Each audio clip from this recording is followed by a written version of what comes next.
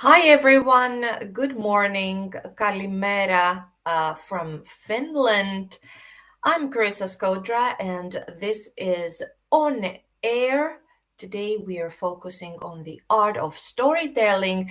I have some tissues here with me because I have a little cold, so I hope you can hear me, my voice maybe a little bit more lower.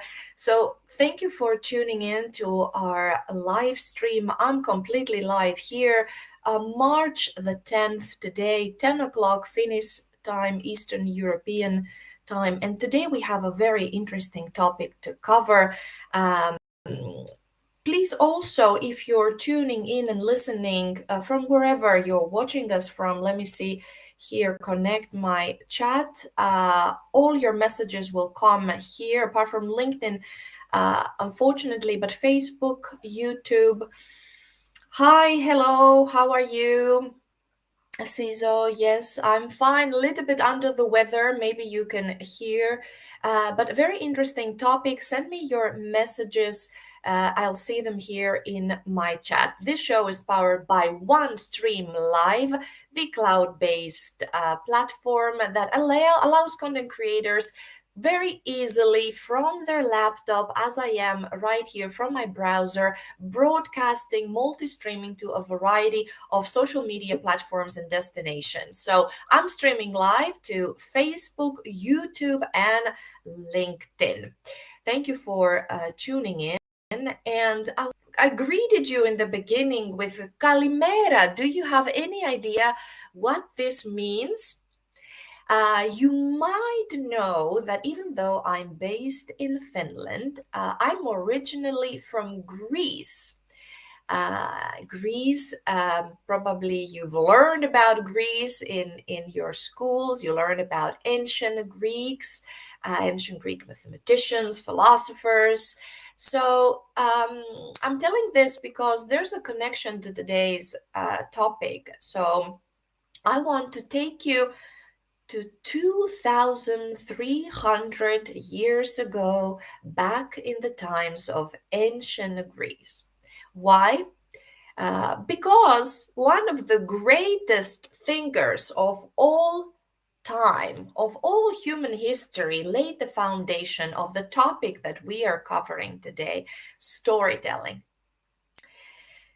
So, what makes a story unforgettable or a message unforgettable? Why some speakers move people in such a way with their messages and their stories, and we remember their public speaking, whether we're talking about a presentation that someone is having at work or a keynote that someone is delivering.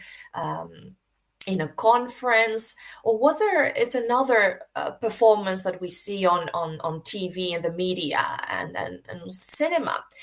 Why some people have this maybe charisma, but also is it something that can be learned? So let's try to break it down today and help you, because probably, or not probably, I'm 100% sure that everybody does presentation and we are engaging in speaking all the time at work, in our personal lives, whether it's talking to our kids and friends and family, whether we're talking to our work and giving a presentation, or if public speaking is our job, and your content creators, your event managers, producers, you're often on a stage holding a mic and hosting a show, then we see what needs to really take place apart from this innate natural born charisma, but some things that we can also learn. So today I'll talk to you about the timeless techniques that the Greek philosopher Aristotle has spoken about more than 2,000 years ago. And these are pathos, logos, and ethos. I'll show you here. Let me know if you're familiar with these concepts. Let me know in the chat below. If this is something that you already know, are you familiar with these words? And let me put on your screen also, I'll pull here the words so we make sure that you see them.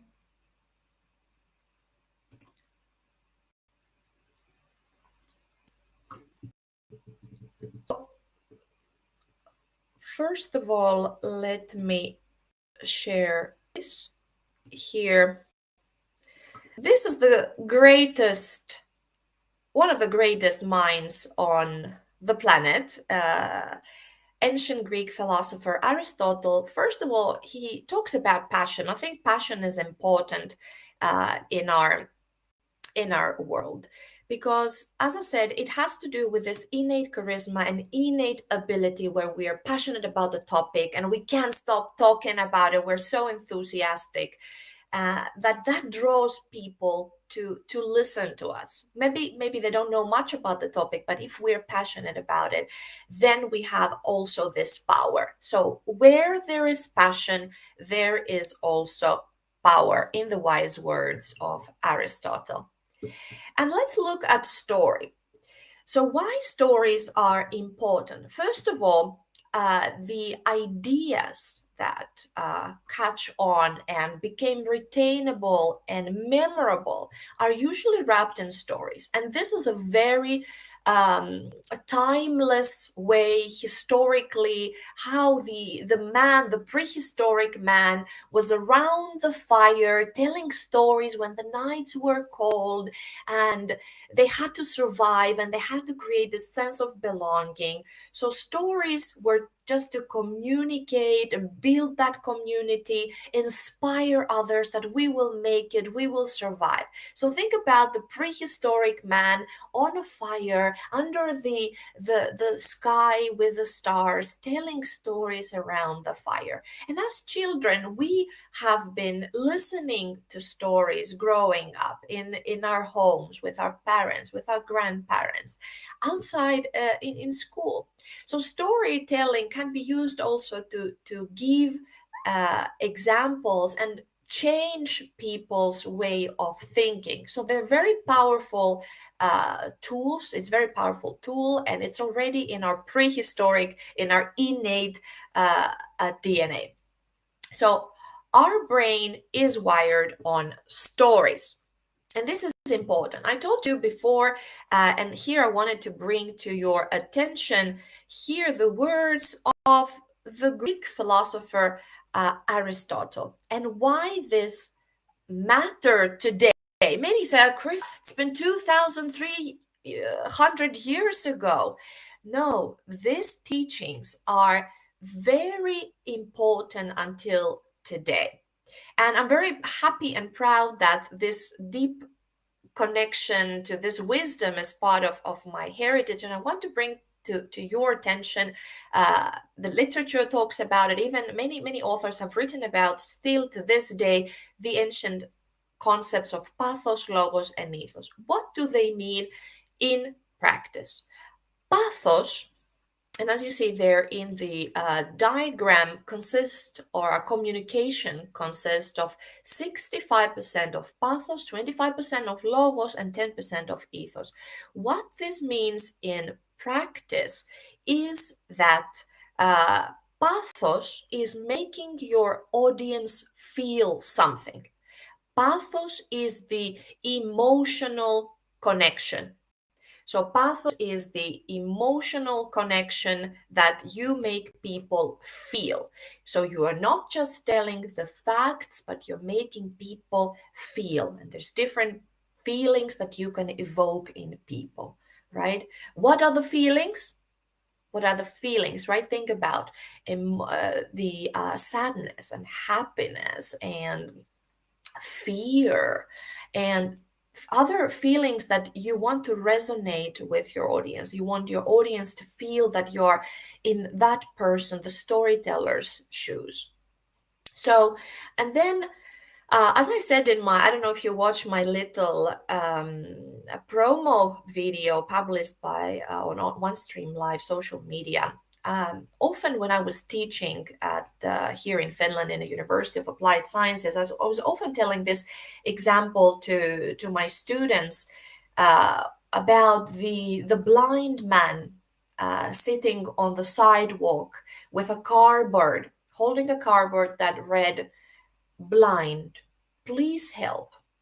And nobody really bothered. People were busy to go to work and meet their friends and take their kids to their hobbies. And nobody stopped to give a couple of coins, donate a couple of coins to the blind man. And then one man went there and grabbed the cardboard and turned it around and wrote something else and gave it back to the blind man. And then all of a sudden, people started coming and donating money, and coins were clinging on the tin that he had there to collect the donations. But what did the stranger wrote that evoked this change in the behavior of the people, of the passersby? He wrote, "It's a beautiful sunny day. You can see it, but I can't." The same message, but a different story.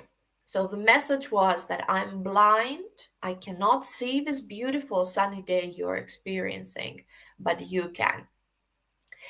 But why did it matter? Why did it make the change in the behavior? Because it really tapped onto the emotion, tapped into the emotion of the passersby. And then they started feeling this guilt, they felt the sadness, they felt emotion. So that's where the pathos comes in. Pathos is evoking the emotions.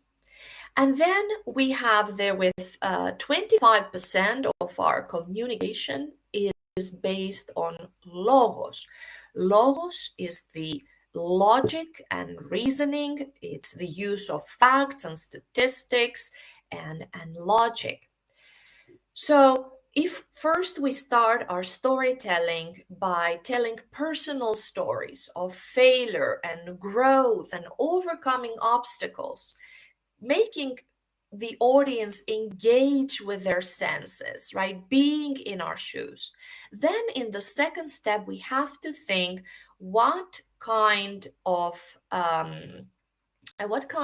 logical reasoning we can provide, how we can support our message and our storytelling with facts, with numbers, with case studies, how we can simplify complex ideas. What is the cause and effect? For example, you can say studies show that this video content or video content creates 12 times or 20 times more engagement than text posts. All right, so you can tell a fact with a number, with a numeric value that adds and highlights the point you're trying to make. So you can say that, oh, imagine that I started writing blog posts and LinkedIn posts and I didn't get the engagement, and I struggled to promote my brand, or I struggled to find a job. So then you created already the emotional, the pathos part. But then you say, after that, I've done this, and then it changed my engagement to my brand, or I got this number of interviews and in order to get myself a job, and so on. And then the third part, and let me highlight it for you here. Here we have at 10% ethos. Ethos now talks about the credibility that you have as a speaker, as a presenter. What is your expertise? What are your credentials? What are the real experiences that you bring to the table? So let me know if this elements you're using already in your storytelling. Pathos, logos, ethos. So let's learn some Greek at the same time. Let me know. Pathos, remember, emotional connection, evoking emotions. Number 2, logos, logical reasoning, numeric facts. And third, ethos, your credibility, your personal experience, and so on. Let me tell you about me a couple of words. I said already that I'm a Greek living in Finland. I'm a journalist. I'm a teacher. I've been teaching in higher education, and for the past 3 years, I've been hosting different video podcasts. And now I'm the brand ambassador of OneStream Live, very proud brand ambassador. Um, and how the storytelling has played a role in my life. I remember growing up in northern Greece, very close to actually Aristotle's hometown. I come from the mountains from the north. Um, and I remember when I was young, I was always fascinated by stories. And I told you before in the previous on-air uh, episode and live stream that I have been very auditive, the sense of hearing. I think my sense of hearing is the most powerful sense in my body.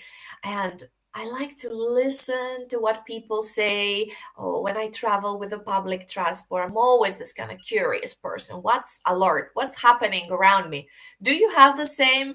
Do you listen to stories? Do you like being told a story?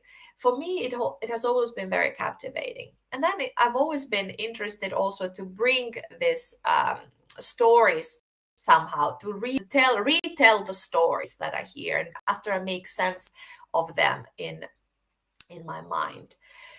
So I remember from very young, I was when adults, we had visitors in our home, in our living room, and the adults would sit on the couch and talk. I would go behind the couch, and I had this little tape recorder.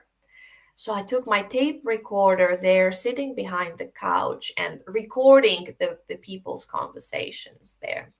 So I've always wanted to also listen and then replay the stories, and then I pretended that I'm hosting a show. So I had this from a very young age, and stories are very important, I think, in general, as I've been teaching marketing. And this is something I've always been telling to my marketing and sales students, the importance of storytelling and what big impact they're having. So, how to make your messages memorable? As I said, many of us, all of us, are on a daily basis have to tell a story at work, at home, when we are connecting with others. And here I have prepared some material to you just to inspire you also, because you can learn from a variety of disciplines and fields.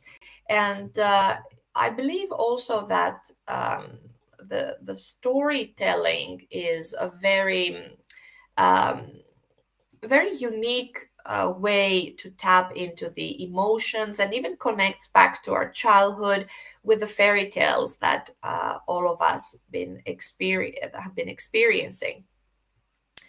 So let me share here a couple of words also that from the marketing and sales perspective. As I said, I've been teaching storytelling to young adults, starting marketing and selling. So there is this story I've been telling them. I don't know if it's factual or not, but it has to do also with how people perceive the same reality differently.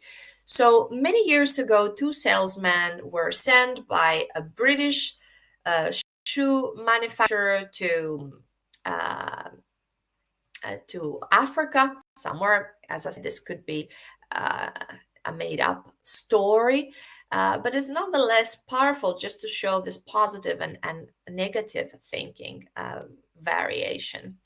And the first salesman reported back when he came that, hey, boss, there's no potential there. Nobody wears shoes. Whereas the second person reported back that, hey, there is massive potential here. Nobody wears shoes. So the way you're perceiving the reality and transmitting the reality, it could also play a different role and how you are telling a story to others, whether it's your boss, and how you're positive towards something, how you see an obstacle, a difficult situation in a positive way. So let me know, or try to think for yourselves a situation where you had to overcome some challenge, where you had to uh, talk and tell a story in a way that it was more positive, and you had to think, okay, how do I present this to my boss now, or how do I present this to my clients, how do I make something negative into a positive. So this is something that you could think, for instance. And as I said about the fairy tales, this is something I've been teaching as well. And the structure of the fairy tales is something that we can always keep in mind. So first of all, try to think of your story, whether you are presenting, having a live stream, having a presentation, into three parts. So first, you set the scene. That's your introduction. Who are the characters? We spoke in the beginning about Aristotle. Where were we? 2,300 years ago. Where? In ancient Greece. What's the connection to me? I'm Greek. So I want to tell you, make that red thread connecting me with my past and bringing to you something new that you can learn. So I tried to structure this live stream today somehow with this logic in mind, setting the scene, telling what are the characters, what's the setting, and what's the problem. The problem is that everybody's presenting. We want to differentiate, we want to be to stand out, and we want our message to be memorable. How do we make that? So this the second part, right? The middle. How do you structure your content and your speech and your live stream? Then you tell that, okay, there has been now, and that structure comes from the fairy tales, right? That there is a problem that our hero needs to solve, the protagonist. So if you're the protagonist or your client is the protagonist, after you set the scene, then you say, okay, there is this conflict. Things are getting worse. We don't have engagement. We don't have clients, right? We're not selling enough shoes, or we're not selling enough subscriptions. So what do we do? Our character now faces the struggle. So now the only way to overcome it is by taking action. So now you're reaching the climax, you're taking some action, and then when you are there, you're solving the problem. That's the turning point where you address the action head on, and then things are getting better. So your hero struggled and then overcame these difficulties in your story, and then things are getting now better. The struggles are resolved, the conflict is resolved, and the character emerges victorious. The end. So in a way, you can think about telling this story from the beginning and middle and end, and try to have like this red thread. What is the story's red thread here? How is the original situation? What has happened? How a negative situation was turned into positive, and how we emerge victorious as a company and as people. So try to think of lessons as such from the fairy tale world. And what I would like to share also with you, as I'm a journalist, some other tips from the journalist perspective, because it really depends what you are doing. There is something called the inverted pyramid in news stories. I can share my graph here, my nice Prezi, so you can follow the point here yourselves. Let me show you. Let me see if you can see it quite well. So we have a technique that could work in some cases as well. So depending on what content you are writing. Of course, this comes more from the news stories, written stories, but it could have an application also when you're writing uh, um, a script or you're thinking about how to structure my video content. So, first, think about what is the most important here: who, what, when, where, why, and how. And perhaps when you're making video content, the why could be something, as I said, that touches upon the pathos, the emotional part. Why now the hero? Why now we, as a brand, as a company, we have to start on that adventure? And then ask a provocative question. Ask your audience, how about that? What would you do? Would you give money to the blind man on the street if he would beg you? If he said, blind man, please help? Or would you give if he tapped into your emotion and the cardboard sign read, it's a beautiful sunny day. You can see it, but I can't. And then in as you move on to your story, then give the main body, the gist, the important, the crucial info, the arguments, the controversy, the stories, the issues you tackle. And give more now here as we go deeper and deeper into this inverted pyramid of building a story, whether it's an article, whether it's a video content, script, or so on, or a presentation.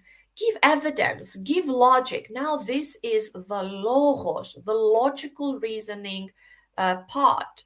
Show pictures and photos and videos and support the arguments you made before. And then as you go deeper, that's why this is the inverted, give additional information. So this was now the inverted pyramid that comes from the journalist world. So the inverted pyramid of news stories tell how you move from the general to the detail. So you set the scene, you evoke the emotion, you ask a provocative question, you go down to the body, you present there the logical facts and arguments. So first, you set the scene, you get the attention. They say, or it is said, that you, and I love that as a quote, you have only one time to make a good first impression. So you make only one time to make a good first impression. So use your first few minutes to make that impact, that people will look to you, listen to you. In the next episode of On Air, because now we are talking about theoretically and also practically what is the structure, what are some tips that we can keep in mind. We talked about the Aristotle's principle, the emotional appeal, the logical appeal, and the trustworthiness of the speaker. Then we talked about, as I showed you here, the inverted pyramid in news stories. We talked about fairy tales, right? How fairy tales have this logic, their own logic. If you think of the classic fairy tales that we've been told from our childhood, or tell our children. So think about all this that we covered today. What can you learn? How can you adapt them to your situation? Uh, but on the next episode of On Air, I would like to focus also on the body language and the voice, because this is also important. You might have a great presentation, you might have great content and great structure, but perhaps the your body language is not there. And I think this is something that I would like to give you some tips. Last time, of course, I'm here confined in this space in my setup here, but you see that I'm moving. I use my voice. Sometimes I come closer to the camera, sometimes I go back. I use my hands, right? Maybe I sip a little bit coffee. So I would like to give you this tip just to humanize, to make your show. Hi to Malta, Edna. Hi, Edna. This is Chryssa here from Finland. Hello. As I said, I'm streaming live to Facebook, LinkedIn, YouTube. Thank you for tuning in and listening. The messages come through. Here we have Edna. Here is the message. Watch the replay later. Yes, because now we're towards the end of the show. Thank you for sending your message. What's the replay? A lot of cool things I thought we covered today on an interesting topic: how to make your messages more memorable using using the techniques that we learn from the fairy tales, from Aristotle, Greek philosopher, from the news. As a journalist, I wanted to bring also how do journalists structure the story. So they tell the who, why, they set the scene at first, and then the why, and then they go deeper in the facts, what has the police told, what the people have said in case of a news story or an accident. So lots of things we can learn, lots of great books on the topic, and of course follow your favorite content creators, follow your favorite public speakers, listen to their TED Talks, listen to their live stream, tune into different people. We can all learn from various people, and I believe that everybody has that wisdom to we can have some wisdom taking extracted from everybody, whether they do it on a professional level, and or whether they're just individuals who have something. As I said, passion is very important. So I will wrap up today's show. This is On Air with Chryssa Skodra. I have, I'll tell you my personal issue now. I have a dentist appointment to go to. Thank you for tuning in and listening. OneStream Live is bringing you this show. I'm the brand ambassador.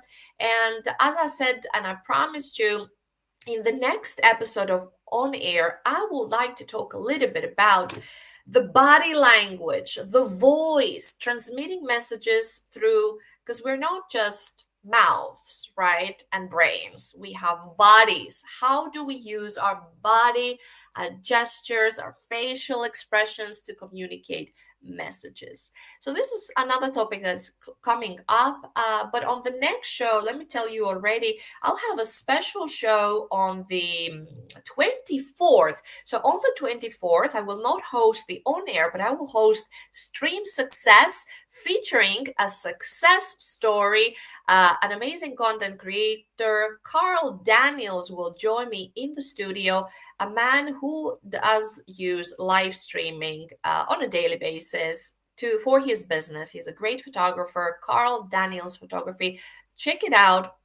And I'll have him in the studio with me with a special episode, bringing you success stories with content creators that use OneStream Live. And OneStream Live, check it out at OneStream.live. It's an all-in-one solution that helps you from your browser go live or pre-record video content on more than 45 social platforms at once, and the web. So you can stream to your website if you have one, or you can use OneStream Live's hosted pages if you don't have a website. So you have a little website like page where your content is streaming.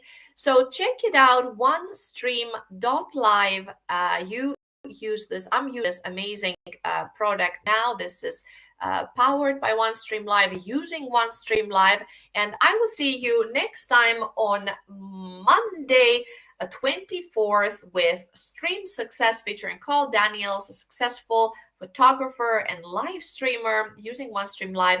And then the next on-air episode will be focusing on the power of voice and the power of body language. I wish you all a lovely day ahead. Thank you for tuning in and listening, and watch the replay.